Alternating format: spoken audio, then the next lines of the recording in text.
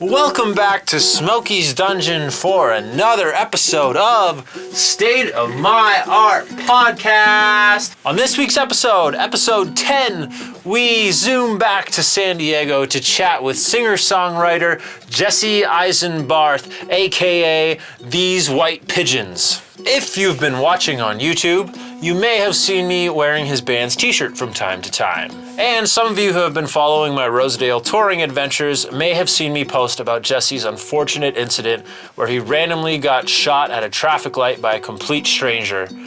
Big thank you to everyone who chipped in for that GoFundMe that he set up. We get into a little bit of that story on this episode, as well as some new music he's got coming out and videos, and his new gaming channel on YouTube. He's been a loyal fan of my music and this podcast, and he's helped me out countless times, so I'm really honored to have him on. My conversation with Jesse happened on September 23rd, 2020. Yeah, I think I'm good to go. We're really doing it, Jesse. We're really doing it, man. Jesse Eisenbarth, thank you for joining me. Thank you for your time. It's pretty good. It's my pleasure. Is that an Ace Ventura reference or a Jim Carrey thing? That we're really doing it? Yeah.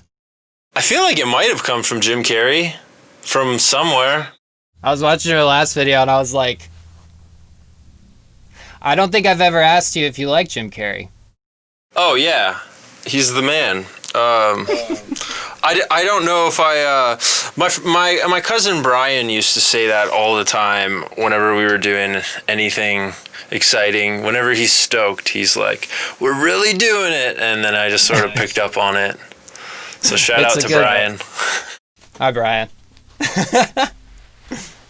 So what's up, man? Thank you so much for having me. I'm really stoked. My pleasure. Yeah, I'm really liking what you're doing here. Cool. Yeah. Thanks for tuning in. Thanks for checking these out. Yeah, it's my pleasure. Well, you have a video coming out, right? Yeah, I'm doing a new song. It's called Danger Risky. Nice. Danger Risky. Is that going under These White Pigeons? Yes, correct.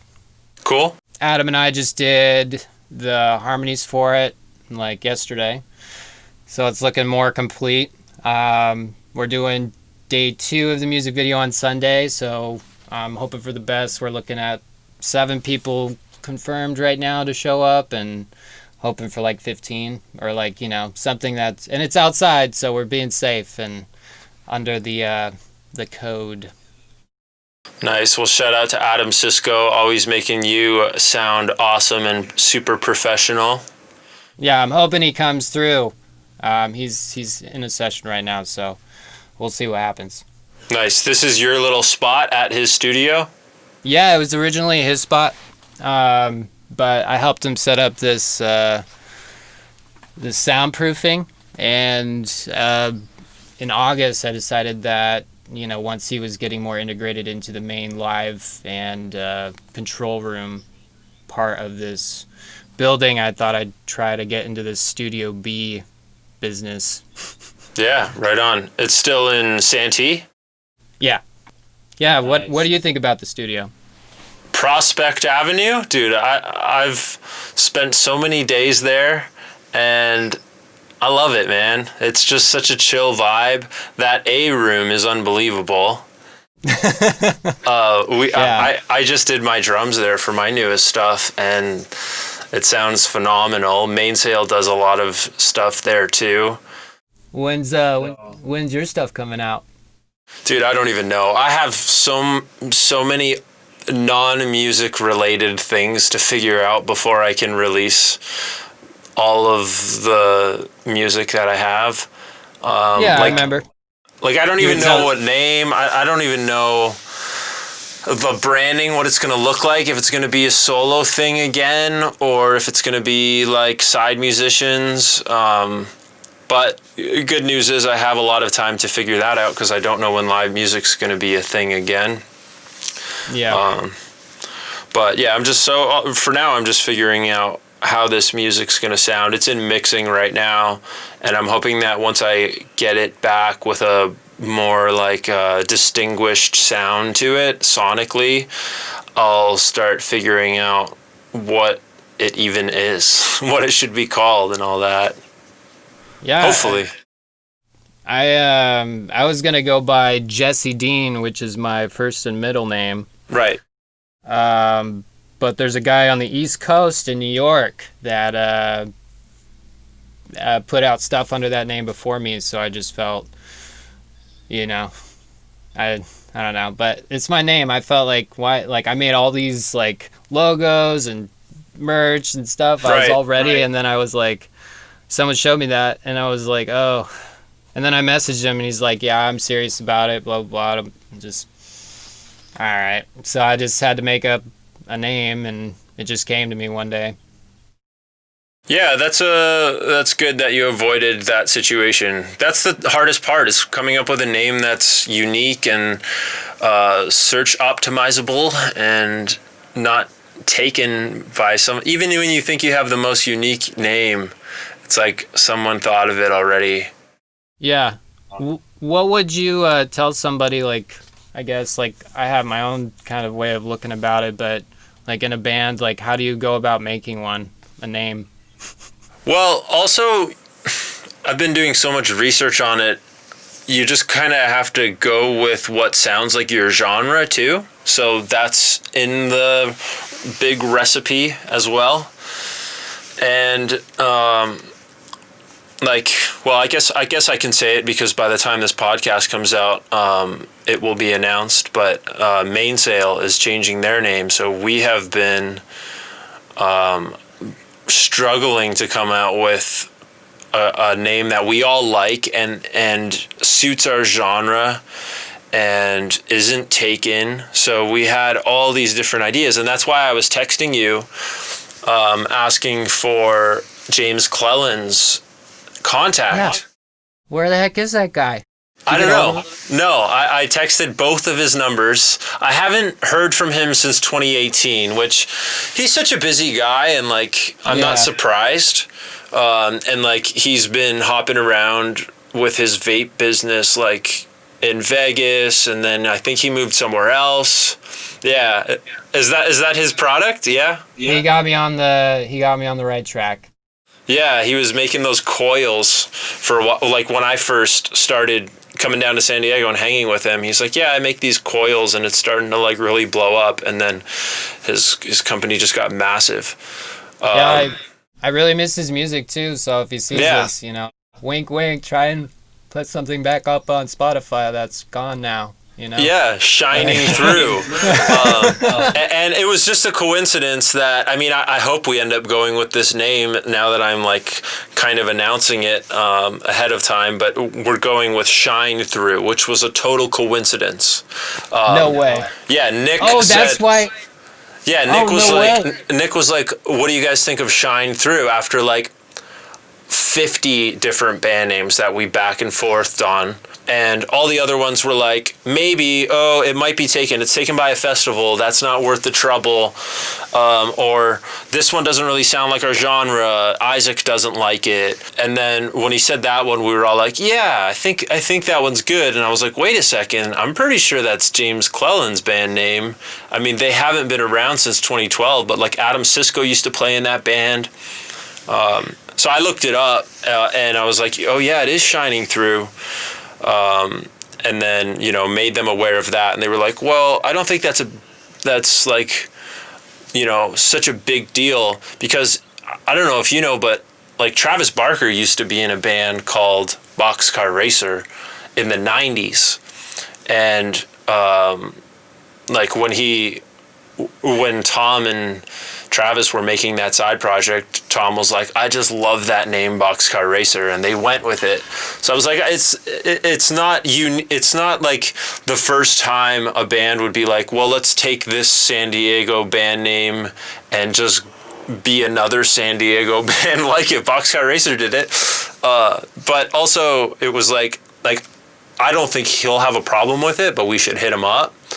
Yeah. So we're still in the middle of like trying to contact him, but it's just so hard to be like.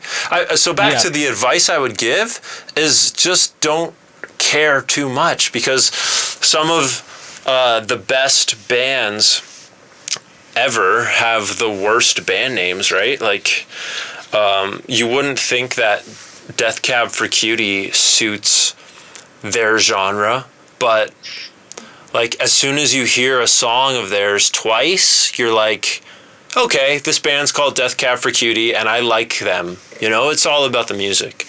So like when I hear These White Pigeons, I don't think, oh, what is that gonna sound like? I know Jesse. I know what his music sounds like. So These White Pigeons sounds like Jesse's music. You know, it's not worth the trouble of, you know, not releasing music like where I'm at right now, just because I can't like settle on a name. And it makes it easier having a group of people, like 4 members of a band, be like, no, I don't like it because of this. Let's just go with it though. You know, I'm willing to settle or you know, we all like this idea. So even if you're on the fence about it, you got 3 other guys in your band who like it. So decision's made. Yeah. I think if you had a conversation with him and like if everyone's already listened to his music and like I don't know, I don't see a problem with it. Yeah, like I mean I had a hard enough time finding press and anything pop up when I searched James Cleland's Shine Through band. And then I was like, oh yeah, it's Shining Through. And then the words itself are beautiful. Yeah, it was also a big coincidence that I was like writing and Shine Through was in a verse of mine like 3 songs ago. So it was a couple weeks ago. And then, so that's not the first time that Nick and I have been like, what if we change the lyric to this? I was just thinking that. Like, what rhymes with electric? Ecstatic? Yeah, I was just thinking that. So, and then, like, he's so good with names, too. Nick Lenari, shout out to Nick. Like, he basically came out with this podcast name because he wanted it to be called State of the Art.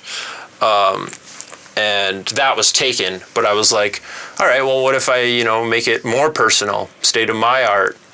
And then, you know, you just roll with it. And if it throws your friends off, or if it's like, I don't know about that name, like, why don't you keep thinking?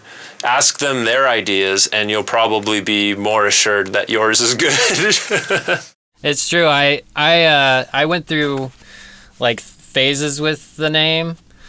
That I picked recently, and I did search upon search on Google and like tried to find, I went through Spotify as well and iTunes, and finally These White Pigeons was something someone said when I was trying to call it White Pigeon for some reason, like, you know, just a singular, and then someone said these and it made it feel like a breath of fresh air, like it wasn't like so much about me anymore, and that it could be about other people, and it was like this band. There's a band in the United Kingdom that's called White Pigeon. They're just like they've got this weird old AFI look about them, I guess. Like, I don't know what to call it, but anyways, like it was just relaxing that it made it sound so like, I don't know, just feels better off the tongue, I guess.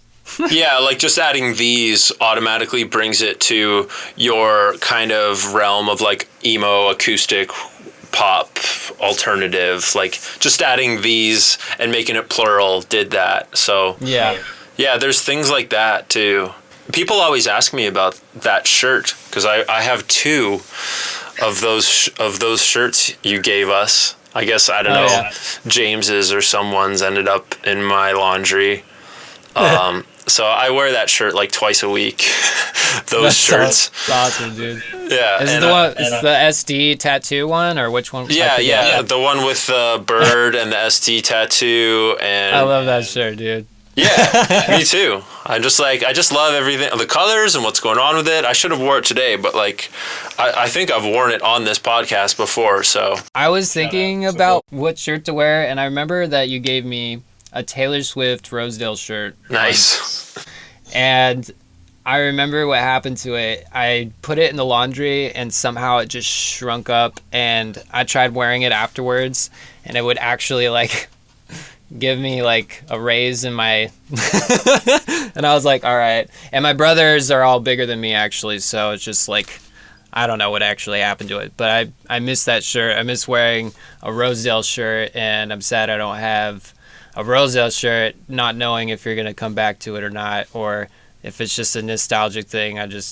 So that's what I was thinking about before I came to this video. I was like, I'll get you one. I've still got probably about 50 to 70 sitting in my trailer in Temecula. So you're right. closer to them than I am. You said you visit now, right?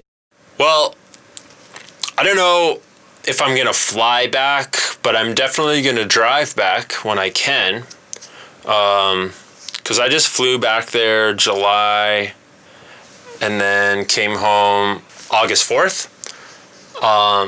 And like there's no real need for me to get back there right now other than like to do more writing with Mainsail, but like we are about to release an EP, and all of the editing and mixing is now being done here, so it's kind of more useful for me to be here. I just edited the whole thing and then brought it to Steve Risen, who's now mixing it, which the sessions are like 10 gigs, so sending them online would have been a pain. So I just drove it over to him, and so it kind of worked out that like I'm stuck here for longer until that EP's done, and then I could drive back down. But the border's just been kind of weird about it. Like you can drive back down, but you have to like prove your essential work down there as an entertainer. So if you're going for, you know, just a show, you have to prove that, you know, it's actually happening, and that's hard to do. And then they're probably going to want you back out of the country right after that show. So I got to kind of like play my hand close to me, and until I'm like, all right, look, I have to be down there until June, which is when my work permits, my next one expires. So I've already wasted half of it. Yeah. Well, I know I'll drive to see you, so just let me know. But yeah, it's kind of a weird time, and there's a lot of uncertainty. I mean, unemployment for me is very, I've never really claimed unemployment, but I got a good job recently, and I plan on sticking with it. The local union. And we do like Comic-Con, like that's one of my biggest paydays of the year, and it's gone, or BlizzCon up in Anaheim. I don't even know if that's gonna happen. Probably not. Damn. So it's just, but this music video, and like I'm having just, a couple people just show up, and we got the in the studio shot last Saturday, and it's just, it just feels good to do something. For sure. You feel like you can't do anything. Yeah, like it's cool having all this personal time that we didn't have when everything was going. Like we were working those conventions, and it was hard to like spend a lot of time doing music when we're working 15, 16-hour days, me, you, and Adam. And then it seems like all that stops and you have all this time. But I really feel for you, man, because you worked your ass off to pay off that incident where you got shot in your car. Yeah. And that was a big pain in the ass because Uber wouldn't cover any of your bills. Yeah, they won't cover it if your app's not on. So just, always keep your app on if you're an Uber driver. Important message from Jesse. Always have your app on. And then you were like stuck living with your mom for 2 years because of that? Yeah, I moved in with her almost immediately just to get away, and she decided she wanted to move up to Bakersfield, and I have some family up there, and I actually got to see them and do quite a bit of reanalyzing in my own, it's like one thing to like have something happen to you and be the victim, but it's like that's like a normal thing I think to have happen. But like I think like if you can also analyze what you can do, like near death experiences can kind of change a person, look at life differently. I definitely feel like it's changed who I just want to do music every single day because I don't know if it's going to be my last. And I still don't know who the guy is, so, there's not a moment to lose, really. And that's why I get on this, and that's why I get on, like, all my friends, if I can, to do something. Because the way things are going, it's not going to be this easy for, forever. Yeah, and I saw that in you. You were like, all right, I'm going to like get a real strong hold on my life now and really make it count. And then you got back to where you want to be in San Diego, and then everything shut down and your union job gone. So, man, like, just keep, maybe it's a sign, Jesse, that you're just meant to put out music and write great songs, and everything's pulling you back into that direction. Yeah. I would like to think.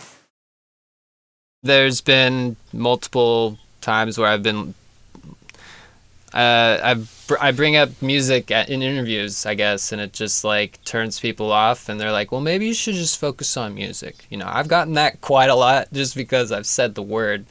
So it's something I've dealt with, but I feel like the union is musicality. It's audio, it's video, it's the things that you got to do in order to present something like that on a large scale. But in this time, and it's like a cool way to get on a human level and just help your neighbor too. I feel like we've all been gone from work, and now we have time to just kind of be like, oh, hey neighbor, how's it going? So it's, that's kind of what, and with just the 7 or 8 or whatever it's going to be on Sunday attending, it's just nice to have people over and do something. Yeah, I feel that. And also, like, you're working on, like, your YouTube page now, doing Twitch streams, and... Yeah, I'm playing 2 mobile games. They're, like, gacha games, which, I'm not advocating to go check it out. But, I mean, I am, but I... No, why not? Yeah, plug it. What's the YouTube channel called? MusicMyDude. Right, MusicMyDude. Yeah, that's my in-game name, or IGN, for the 2 mobile games that I play currently. I'm trying to get it set up to where I can play and do all, I don't have a good gaming computer, so that's kind of been my thing with other games that are more popular. But mobile games allow me to play on my phone and allow me to just, interact with people, from all around the world. And it is really nice. It is really nice to talk to someone. And like during this time of COVID, like I got on my game and I was like, hey, are you guys all right? And they're like, everything is shut down. Like everyone was in the same boat for a minute. And it was just it was just really nice just to hear, like, I mean, like not everyone's like, and I've had other people like affected more than others, and shouting out to them if they ever see this video. I just hope you all are doing good wherever you are. But yeah, it's just another way. Sometimes it's hard to just like show people like, oh yeah, check out my band, dude. Like it's so you got to do something different to. Yeah, you have to do something that's not like self-indulgent, hey, check out my music, which is like so backwards, because it used to be like, hey, check out what I did that's not music, and people would be like, yeah, just let me know when you release music. And now it's like subconsciously we're looking for anything from the artist but their music to subconsciously draw us into their music. I was talking about this with Hoity Toity, a band from Redlands. Oh. Yeah, you know Hoity Toity. Yeah. And they were like... I've heard of them. They'll release little short TikTok videos of like the 10 songs Guitar Hero employees are sick of hearing, and that'll blow up. And then they'll spend weeks preparing their new song and video, and it's like they'll maybe get 2% of the audience for that. And it's just the way that things work, because it's, even though it was much easier to make, both of them show their talents, but one of them is just more acceptable almost because it's not about them, right? It's like anti-narcissistic posts are what people want to see. And as soon as you're like, hey, check out my music, check out my band, people are like, yeah, I'll get to it. Or, like, I don't know, what is the reason for me to check out your music? You're not on TMZ or whatever. Like, people are very hesitant to check out your spam as they see it, unfortunately. I feel like music has a spiritual nature. And I feel like there's a major spiritual imbalance within the industry itself.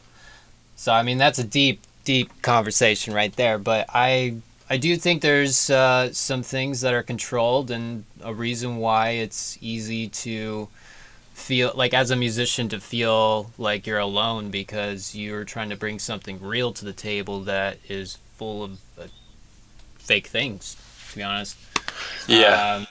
And yeah, so I agree with what it feels like, and if anybody's watching, you're not alone. We both feel this way, I think.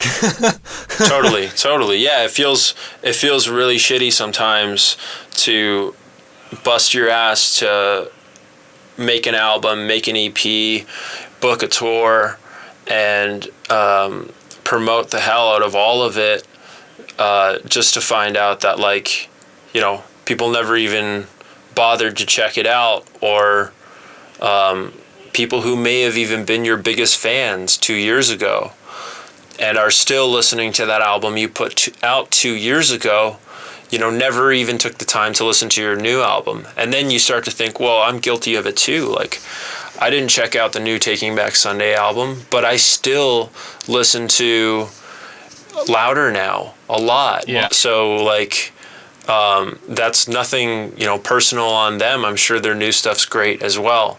But when you're in those shoes of being the artist, especially when you're like DIY and trying to like get a following going, it's depressing sometimes, especially. The new Taking Back Sunday stuff is really good, by the way, and they're solid. They're super solid with the new guitar player. I'm just like, Happiness Is or something was the album that he joined, or the album before it, but it's got that Bagheera on the front, and it's cool. red. Yeah. Yeah, I'll definitely have to check that out. There's so many days where I'll go for a run or a bike ride and I'm like, all right, I want to listen to some music that I know I will like, but I haven't heard yet. And that is such a hard thing to come by. And it shouldn't be. There's so much music coming out all the time. And I mean, if you're in a band that you think I would really like your music, please send it to me. And you see those posts all the time. Hey, I'm looking to check out a new band. Send me your band or a band that I'll like. And I see all those and I'm like, all right, I'm going to check these out. But as soon as I go to Spotify to like listen to a new album, I'm like, what did I want to check out again? Oh man, I forget. And my mind goes blank. It's like when someone says, play me a song, and you're like, oh, all of a sudden I don't know a single song. Every time. I don't know any songs. Just let me just play this for a sec. Maybe you'll like it. Yeah. Let me play like the 20th best song, the song that I do not know very well at all, but I just thought of this one after, pondering. And they think like, you're a musician? Really? I thought you were a jukebox, sir. Sorry. Yeah. Well, try again later. They start making suggestions to like help you out, and you're like, well, I've never even heard that song. How have you never heard blah blah blah? Yeah, and then you're just like, I should quit. But yeah, man, I definitely feel it, and maybe someday, you know, it's just I think at the end of the day though, it's just affecting somebody, you know, big or small, because there's also for the artist too, like the instant gratification that we get when a video does really well, and then, you know, the depression that comes with how you work just as hard, or if not harder, for this video, but it just, you know. So I mean, like, Chris Farley is one of my heroes, and he, I think, had one, you know, suffered from that kind of, you know, and thankfully this is a lesson that I can learn for myself if I ever, you know, Chris Farley, you know, like, remember that, you know, he's great, and then just take care of yourself. Yeah, there's no telling what is going to be really successful. It could be your worst work that takes off, or what you're least excited by. But all you can do is be thankful and grateful that it did get some sort of attention and did resonate with a mass audience. If you get anything that goes even just a little bit viral, because it's so hard to get it back. And there's a lot of people who will do anything to try and get that back. But if it doesn't, I mean, what can you do? You know, just keep going. Just keep making what you like and find the reward in that. Find the self-reward. As soon as you start looking for approval from everybody, or looking for something that goes viral, and trying to like chase that, it's a slippery slope, and you'll end up making stuff that you don't necessarily like even, and then you're only going to be depressed that you aren't able to create things that you like, which is even worse. Sometimes I get the like kind of narcissistic attitude that keeps me going, that says, you know what, these people don't know nothing, they're missing out if they're not coming to this show. I hope 10 people show up. You know what, I've done my best to promote, and I know that my show tonight's going to be kick-ass. I'm well rested, my batteries are charged, I feel great, I'm well rehearsed, and if no one shows up, that's their fault. Yeah, that's actually an attitude that I have myself. Like 90% of the show is just showing up, to be honest. I mean, like 10% of it's whatever you have going on, but you gotta show up. Yeah, and then like you will get that hit of dopamine of approval from the 10 people that are there if you have that attitude. If you're up there smiling and enjoying what you're doing, they're gonna see that and they're gonna be like, you keep going, you're gonna go places. I get that all the time, and I'm like, thanks, but I wish I could explain to you in 5 minutes why that might not be the case. But I will keep my chin up, and I will keep entertaining myself with this art that I've created, which isn't always the case. It's tough to keep that train going, but I mean, that's why I'm still doing it, is I'm like, I like even writing songs, making demos, putting them on my phone, and listening to myself. And I know a lot of people in the industry will call that musical masturbation, but I mean, so be it. If I'm making music that I enjoy, then I'm gonna listen to it, especially if it's for the sake of improving it, you know? Yeah. I like putting my phone out and just hitting record and then just seeing what happens, and then, you know, you're just taking time down, and that happened, you know? It's not so far as like something that's, you know, like, I don't know, the way you put it. I can't put it that way. I won't put it that way. But like, I feel like it's just what we're supposed to do. Like, we're supposed to capture time, and we're supposed to capture lessons and write good songs and capture, you know, an image with audio, I guess, you know, and hope that we get an emotional response from it, and a good one. Yeah, and that's more likely to happen if you're playing music that you enjoy, if you're making music that you enjoy. I know there's a little bit of counterbalance of like, as one of my the podcast that just came out this week, Case Tanner, my buddy in Santa Fe, says, that was so cool. I saw the little harmonic thing. Oh yeah. I was like, he's a guitar player for sure. He's got such cool odd gear, and he shreds. He's so good.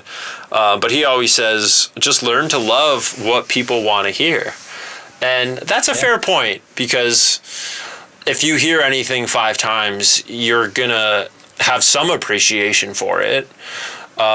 So there's kind of a balance of like, well, find out what your demographic wants to hear. If you've already had a little bit of success with something, figure out what that was and figure out how you could enjoy that, or at least spin it in a way where you're happy to recreate that picture. But you could still add unique elements to it. So, I mean, I've definitely thought of that, especially starting a new project. Like, well, what elements of Rosedale did people seem to like a lot? They liked when I, really went power high notes on the chorus. Okay, let's do that in this song. And then, okay, they liked, everybody seems to like El Dorado Park. Let's try and make another El Dorado Park, but with a little more of this band and that band mixed in. So I know that every artist knows this, and they. Can I tell you what I like? Yes. About Rosedale? Yes, enlighten me. Okay, so it kind of runs in with how we met, and like that Soma show. Yeah. And our first interaction was like about tickets and selling tickets, I think. Right. And I was like very prideful with my band at the time, and I was like, well, this man is impeding on my ticket sales here. And, but then I met you at that show you had before, and you're like selling tickets at that show, and I was like, where's my band? But I was just, I saw what you were doing there, and then that was just like half the show. But like you bring your whole story with you from childhood to now. You're on stage, so it's like you bring like almost like, how old are you? 29 years with you or more? I'm 31 now. Yeah, but you see that every time. Yeah. It's like you see and it's like what I like about like Lord of the Rings and like big multi-universe like stories is like something to, I can look at this and I can look at that and look at that, and you're playing all the instruments and you set it up all yourself. And then I was just like, I gotta stop being prideful for a minute, and I gotta help this guy out. And then I think I helped you out. Totally, yeah. I appreciate all the help you've always given me and all my other projects. You're always first to show up and share it, spread the word. So I always appreciate that. And I get that.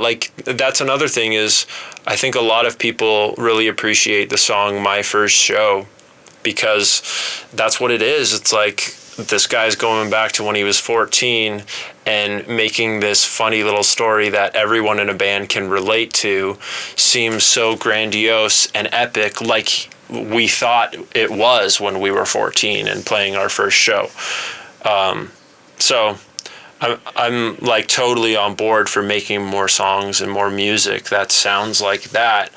And it also works with the one-man show because it's, kind of like a marching band behind me, and not so much a rock band behind me, which I never really thought I'd be okay with, but it seems to work with that song and Taylor Swift, and those seem to be fan favorites. Yeah. So and they both don't take themselves seriously, right? Whereas maybe some of my other songs, it's like wait, who are you again? And what are you singing about? Like, stop being a tryhard, or I don't know if I could invest myself into this. Whereas when you don't take yourself so seriously, or at least for me, it works this way. It's like, look at this jolly green giant singing about his celeb heartthrob Taylor Swift. All right, that's funny. So it makes sense. And that's another thing, is like, what makes sense? And for that hoity-toity band, putting out a bunch of shredding guitar riffs that Guitar Center employees are sick of hearing, that totally makes sense that it worked for them. I get what you're saying, though, where like original DIY under budgeted, under budgeted isn't the word, but underfunded, I guess, for marketing and such, is going to be pushed lower in the pile than it ever has been, even before the gatekeepers. In fact, in 2006, when we were putting out our MySpace music, we would submit our video to Much Music, which is essentially the gatekeeper, like the MTV of Canada. And, right away they were like, hey, yeah, there's a spot for this on The Punk Show, which was like a late night weekend hour-long show of like, hey, check out these underground, undiscovered bands. So back in those days, there was more potential for, all right, this band doesn't really have funding for marketing, but we're going to give them a chance. And that chance was huge. Nowadays, what chance are you going to get? You might get on a playlist that's pretty popular, and you might get some streams from that, and maybe some people will gravitate towards your band. But if you're trying to like put a post out about a show you have on Facebook and you're not spending money on it, or even if you're spending very low dollars, I get what you're saying. You're dead in the water, and it's going to make you feel terrible, especially because you've worked so hard on it, and especially if you've invested money in spreading this or spreading info on this tour. Like, man, times are so hard these days for artists to get exposure on that end of being like, here's what I've been working on, my own music, which, as you should be, like, master your craft. But the payoff for that mastering your craft is not nearly what it was in 2007, 2006, and earlier. Yeah, Definitely. Bringing up Taylor Swift in like 2000s, like, I was talking the other day about the guy that kind of inspired me to play guitar. He did this like crazy split note thing, like, and I was just like, whoa, like, I've never seen anyone do that on a guitar. But he's also a Taylor Swift fan.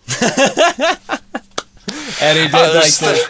There's so many like metalhead Taylor Swift fans. That's another reason I was like, she is the perfect artist for this, because I know there's a lot of guilty pleasures out there. Yeah. I love her too, man. Like, she's beautiful. She's got a really like different voice. I mean, like, I love her story, and you can't. Everything about her success makes sense. Like, yeah. That's what it comes back to, is like, you don't have to be the greatest virtuoso of your instrument. But if you are, then go that avenue and, make a 1-minute TikTok of the 10 songs Guitar Center heroes don't want to hear. Guitar Center employees. But if all you have is a story and the fact that you're obsessed with bands and making music and playing shows, then spread that story like I did, and hopefully it resonates with a lot of musicians. And if you can't tour because that's done and it's shut down, and a bunch of reasons why you have to change your name, then go change your name and spread that story online through a podcast, which is what we're doing right now. So at least there's a 1,000 different avenues to keep the ball rolling, is I guess where I'm going with that. Yeah, like Spotify has been so awesome, actually, for me. I mean, you don't get paid too much, but it's just so accessible, and I mean, it's the MySpace of today, I feel like. Totally. You can see what people are listening to. It's like their profile song, you know, and all your friends from Facebook can link up with, you know, it's cool. I don't know. Yeah, I'm not hating on like the system or their, you know, amazing app and development and team. Like, they're super helpful, and it's just inevitable that we're here with the way data is, you know, currency, and it's so a gigabyte is nothing anymore. Like, it makes sense that we're here, and why people are more willing to check out another artist instead of yours, even if your story makes way more sense to check out. But yeah, like, every musician that I've talked to over the age of 20 agrees that in the MySpace days, even though there was gatekeepers, it was so much more accessible to get to people's ears, I guess is the way I could put it. The problem is you weren't getting paid off any of those streams on MySpace, but they were they were so valuable back then. Like, oh, my band has 5,000 plays on our new song. It was real estate. Right. Honestly, it still is. Honestly, it still is, and it's pennies. But I mean, hey, if you get a million streams, you're gonna get paid a couple $1,000s. Like, it's still money. It's still good. Yeah, I've been really excited about just the little, you know, one thing here, one thing there, and it's just enough to keep me rolling, even though it's you know, not buying a house or anything for me, or like, you know, taking care of my future, but it keeps me from, I guess, dying. Yeah.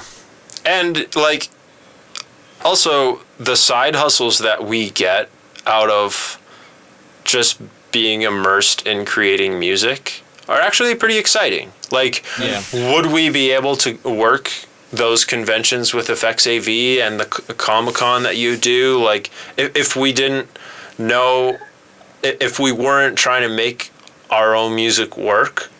And, yeah, exactly. You know, and even just figuring out an interface and how audio comes in. A lot of my friends don't even know how to do that. They just know how to pick up a guitar and write a song. Yeah. Whereas we went a little further, right? Yeah.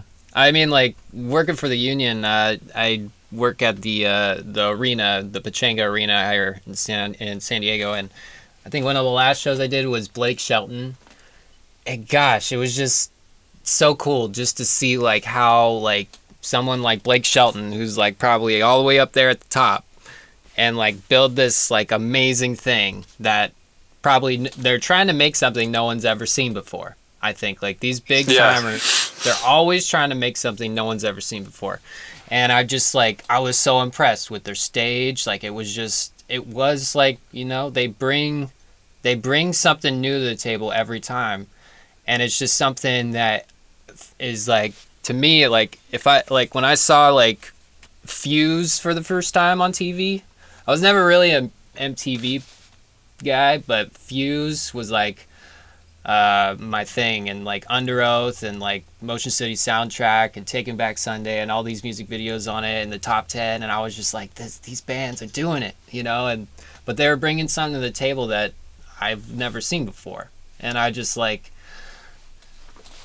And it felt like it was real, and it was something that they made, and it's beautiful. And I just got super inspired by that, and it just led to one thing to another, and I can't think how my life would be different now if I had never taken this step or that step into what I'm doing. Probably totally different. Yeah. I'm glad that you brought that up, because that's really valuable, is the inspiration that you get. I mean, that's awesome that you get it from the job that you're getting paid hourly for. You know, you're getting to see, and that's an interesting way to put it. They're trying to do something that nobody's seen before. And I've been to so many concerts, and I've been lucky enough to go to a lot of big arena shows at the Air Canada Centre, as it used to be called, here in Toronto, just through my dad's company, because they have season tickets to the Raptors and the Leafs, and so you get first pick for Coldplay and U2 and all these huge artists. So Nice. anything that I'm like even somewhat interested in, I'm like, sure, I'll go to that. And you know, I'm always like, wow, this is what the big time looks like, and that's a huge piece of inspiration that, you know, keeps me going to like the production side too, of like, all right, I want to get my light show looking cool. I want to like make the production side of things be something that people are really going to remember, and bring that, you know, to the top of the highest point that I could get it, at least, like these huge artists are doing. Because why wouldn't we, if we're trying to get this music that we've spent so long to get to sound the way that it is, and writing song after song after song to get something that we are really proud of, you know, the presentation of it should match that hard work. And as soon as it does, it's gonna create the results that you want, even if it's a small crowd that's witnessing it. And when we see it on the highest end, it's like so inspiring. And when we see Under Oath putting out this cool, innovative video that we couldn't even imagine creating, or how much it might cost, it's like, man, I want to create an awesome video. It doesn't need to be as perfect and amazing as that. I don't have 50 grand to blow on this video, but I'm going to give it all I got so that people are really drawn into my music and willing to check out more music, and maybe it changes their life too. Like, sometimes people don't realize that a song is as good as it is until it has an amazing video behind it too, right? Yeah. It's really something, like, you know, if you could make your video kind of like look like what you meant to say, you know, and that's like, those kind of videos for me at least are, you know, when you can, and it doesn't appear that way when you listen to it, but then when you watch it, you just like completely understand. And that's like, I don't know, I don't think I've done that myself, but like I imagine myself doing it, and it feels great. And sometimes you're given these limitations as to what your budget is, or what your video I guess director, the guy with the camera who's willing to shoot your video is willing to do and edit. Yeah. Which is fine. Like, sometimes that puts you in a place where you have to just get it out. And a lot of your videos look great because of that. You know, that one-shot slow-mo video.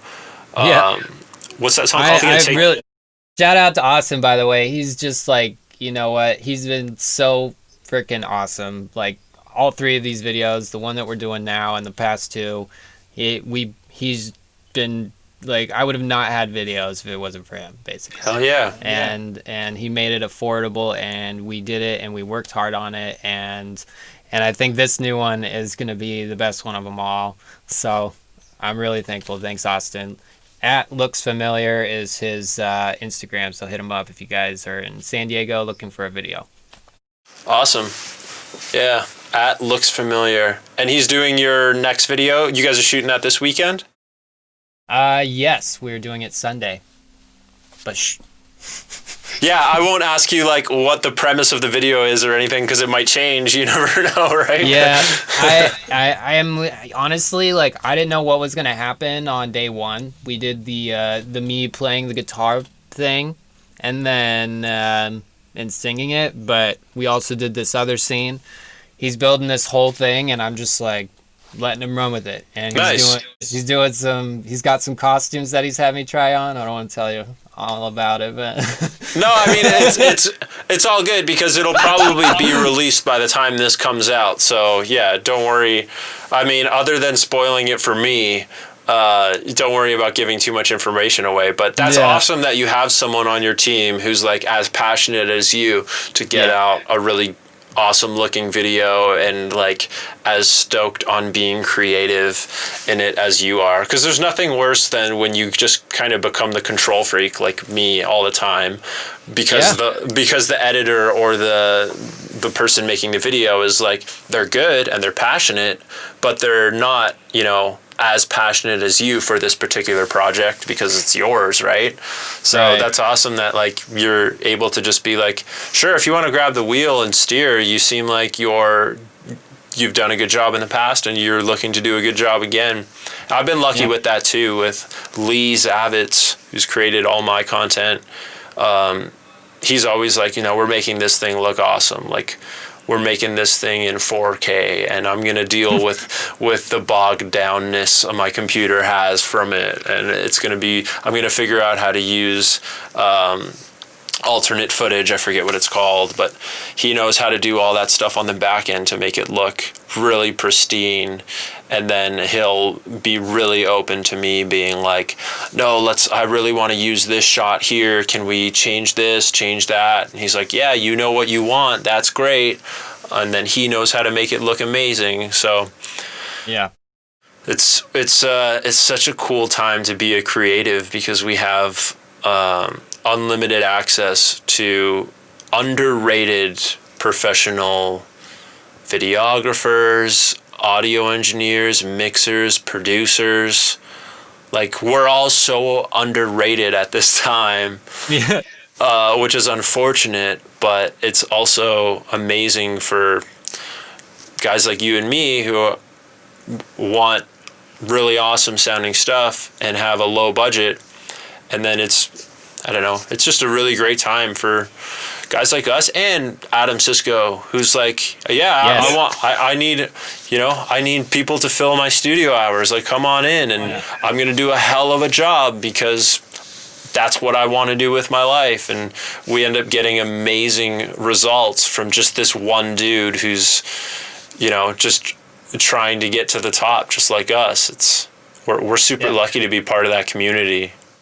I met Adam in 2009, and we've done, every song. I've done other songs with other engineers, and you know, I've been proud of those songs. But there's something that Adam does that keeps me knowing that it's gonna be my most sought after work. Like, every time I do a song with him, it's gonna be one that people like. And it's consistent every time. CiscoRecordings.com, by the way, is his website if you would like to get a hold of him. He does everything. Yeah. And even if you're not in San Diego, you could probably get a lot out of the guy. So even if you're not in San Diego, Absolutely. check out his site and hear the results that he's able to get. Yeah. I don't think we would be having the same conversation if he wasn't as much a part of my music. I think, you know, I give him, you know, like a phone recording of something that I just came up with, and I was like, I think I got it good. And then he sits there and listens to me, you know, and it's really rare. Really, like, you'll have someone that will listen to you, but like, I think he like listens past you too. Like, it's just like he sees everything that the song could be and more, and wants that for it, and wants everything that he does to be like that. So I have a lot of respect for the guy, and I love him a lot. So thanks, Adam, for always being behind my music. Yeah, he's a huge reason why you're back down there in San Diego too, hooking you up. He was the only person that came to see me in the hospital too when I did get shot. So, you know, if I had a friend there, that was the one. Wow. Yeah.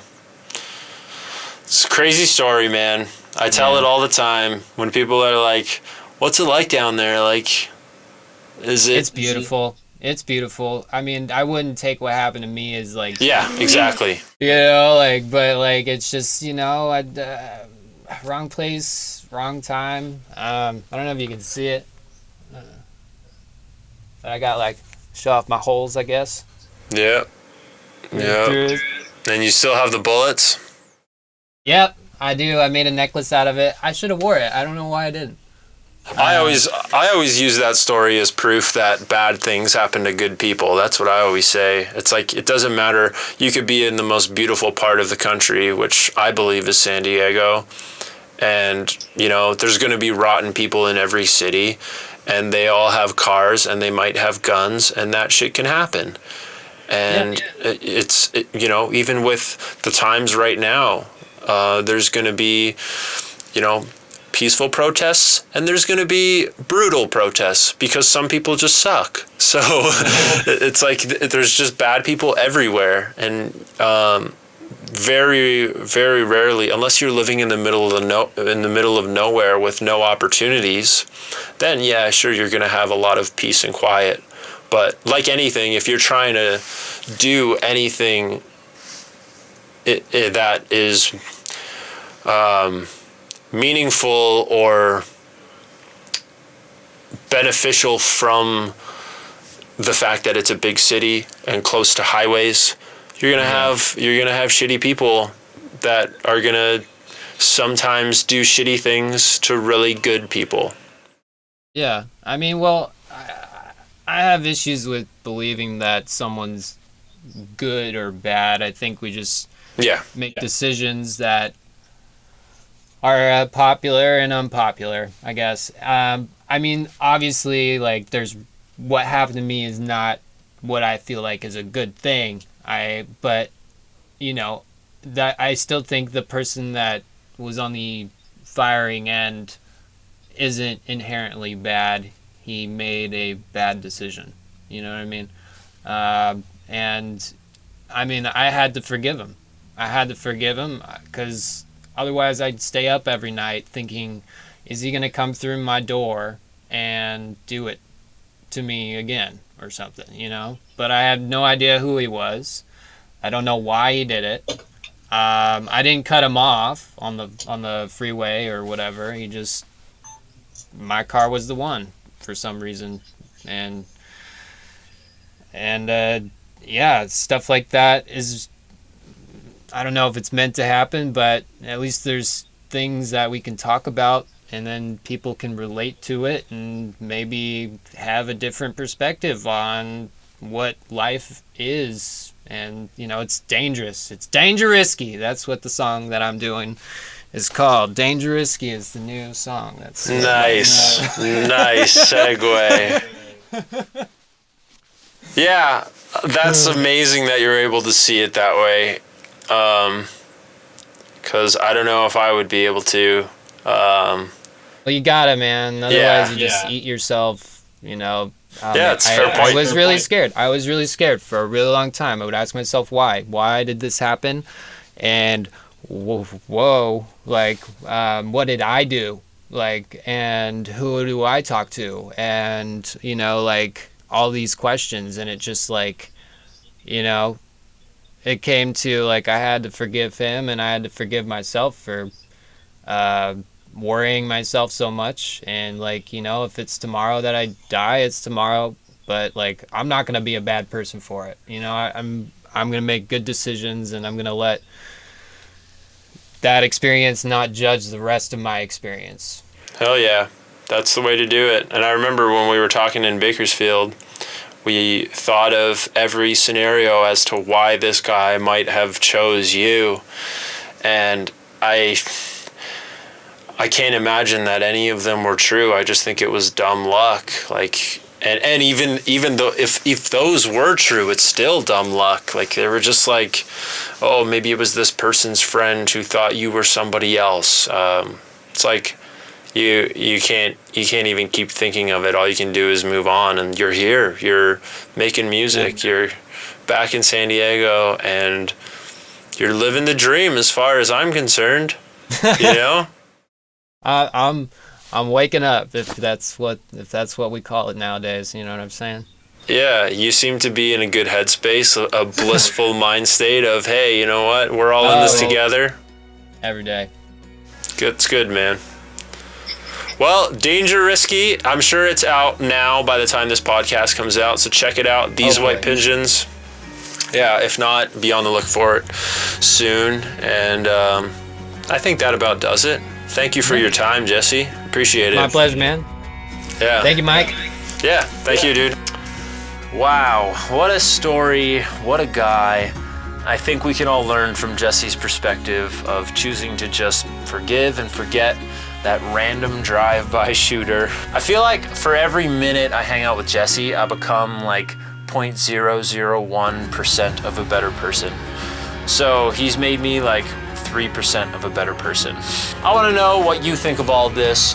Leave a comment if you're watching on YouTube, or you could find me on Instagram at State of My Art Podcast. Thank you again to Jesse for his time and effort on this podcast. Thank you to Vocalese for curing my chronic dysphonic sore throats. And thank you for hanging out with me here on State of My Art Podcast. I'll see you all next week.